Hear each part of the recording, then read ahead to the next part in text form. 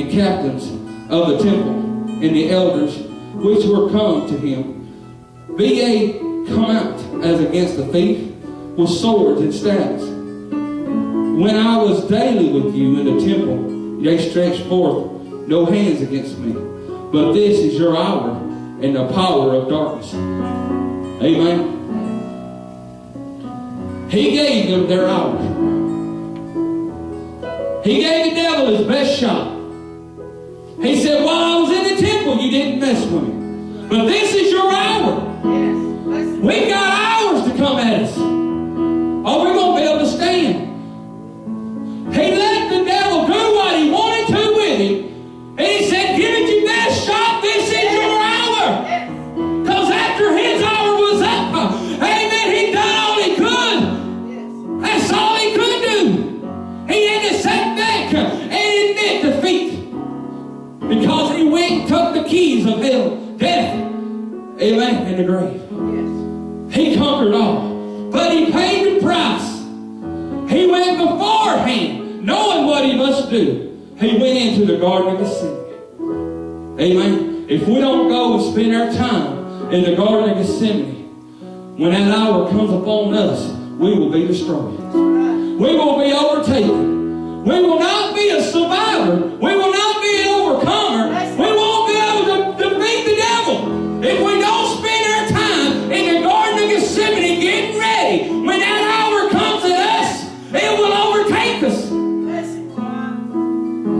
That's why people lose their desire. That's why they're losing their want to. That's why the devil has come in and stole the joy. That's why you got your nerves so wrapped up you don't know if you're coming or going and not being there. Because we're not spending enough time in the Garden of Gethsemane so that when we come out, we've got something to stand against the devil with.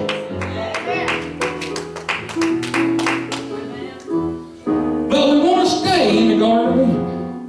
See, God don't require much of me because I don't want to do it. I don't want to put the time into it. I don't want to do this. I don't want to do that.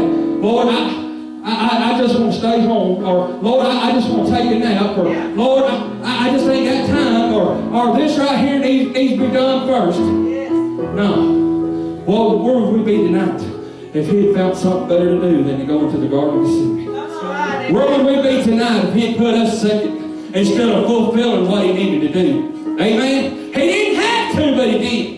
Sister Jackson sang that song the other night. Amen. I was playing it back. I was putting it on YouTube. Amen. She was testifying. He didn't have to love us, but he did. That's right. He didn't have to lay down his life, but he did.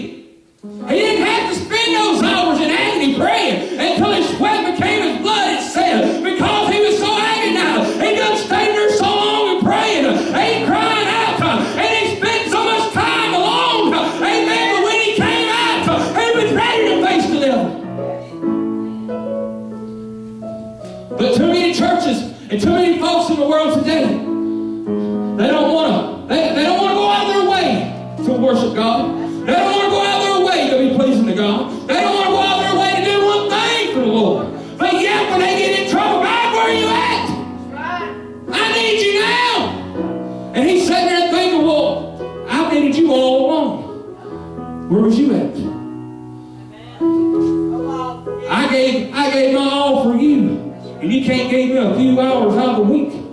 People make one service and then they think one service a week's enough. That's why they battle against the devil all week long and it seems like they're getting beat. Because they ain't got enough. They haven't spent enough time. The Bible said 10%. And that's your time. You stop and figure, we come to church a couple hours on Sunday morning, a couple hours on Sunday night, a couple hours during the week.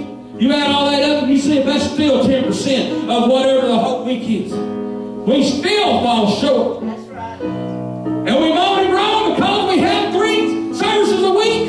Yeah. And you see churches going 4 or 5 a week. And you see the blessings and you say, well, I just can't do that. Well, you'll never get blessed either. Yes. Until you're willing to suffer a little bit. Until you're willing to sacrifice a little bit. Until you're willing to do more. You're never going to get more. You'll still be stuck in the Garden of Eden. Because what we do, the Bible says the best we can do is just as filthy rags. Just as filthy rags. You line up what we do, I don't care who in here, everyone else. We line up, we write down everything we do a week. It's still, it's just a drop in the bucket. It will never measure up to what we need to be doing. But we want to moan and complain and say, Lord, I just don't feel like it. Or I'd rather lay in the bed. Or well, there's something coming on TV I'd rather watch. Or I need to go shopping, I need to get this done. Or I'm just hungry and I've got to eat before I go to church. What if he just had to eat instead of fasting 40 days? What if he just rather slept like Peter and them did instead of standing there and praying? Instead of going through with it. We find ourselves just like Peter. Although Peter went with him, and we say we won't. Peter walked with the Lord. Peter was one of the disciples right next to him, and he still denied him. You think we're any stronger? It'd be sad to find out sometimes. We think, oh, I wouldn't do that. Lord, I wouldn't do that. But until you put in Peter's position, see, and the Lord told him, he said, Peter, the devil desires to have you, that he'd sift you as wheat. But I pray for you. If he hadn't prayed for Peter, Peter might not have been the one that started this thing. He might not have been the one that he says, upon this rock I build my church. Amen. He might not have been the one that held the keys to the kingdom. See, Peter was still just flesh like we are. And a lot of us would still, or most of us, probably all of us, would be out sleeping instead of praying with him 1 hour. Amen. The two gardens. Which one are we in tonight? Which one are we in tonight? Which one are we willing to stay in? We want to keep in the Garden of Eden, or are we willing to step out into the Garden of Gethsemane? Amen. There's work in the Garden of Gethsemane. There's long hours in the Garden of Gethsemane. There's a lot of praying in the Garden of Gethsemane. There's fasting in the Garden of Gethsemane. There's studying in the Garden of Gethsemane. Praying for your fellow man in the Garden of Gethsemane. Amen. In the Garden of Eden, we don't have to do nothing.